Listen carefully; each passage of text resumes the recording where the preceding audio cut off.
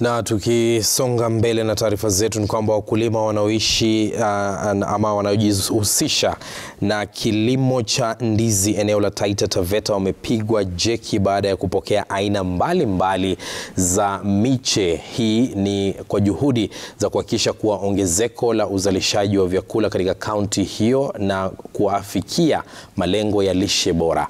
Haya yanajiri licha ya serikali ya kaunti hiyo kutofanikiwa kukamilisha ujenzi wa kiwanda cha ndizi katika kaunti hiyo, hatua ambayo ingeendeleza kilimo cha ndizi katika eneo hilo. Wakizungumza baada ya zoezi la kutoa miche, wakulima wa eneo hilo wamesisitiza umuhimu wa serikali ya kaunti kutopuuza umuhimu wa kukamilisha kiwanda cha ndizi kwa muda ufaao, kwani ni miongoni mwa miradi ya kuthibitisha hasara wanazopata ikiwemo pamoja na kuhadaiwa na watapeli.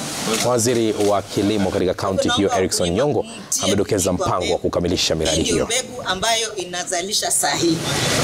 Sisemi kinguruwe ni mbaya, nasema kwamba mbegu ya tissue culture ndio inaleta pesa mfukoni kwa sasa hivi.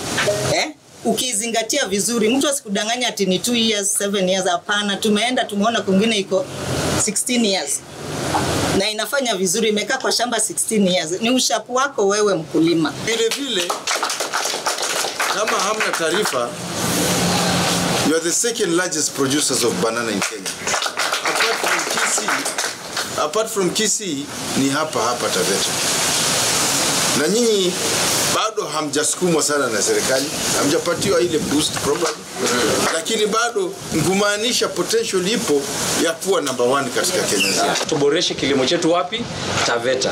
Kwa sababu tunapoongelea kilimo katika kaunti ya Taita Taveta, tunaongelea mambo ya Taveta. Lakini hivyo pia sehemu zile zingine zina masuala mengine ambayo yanahusiana na kilimo.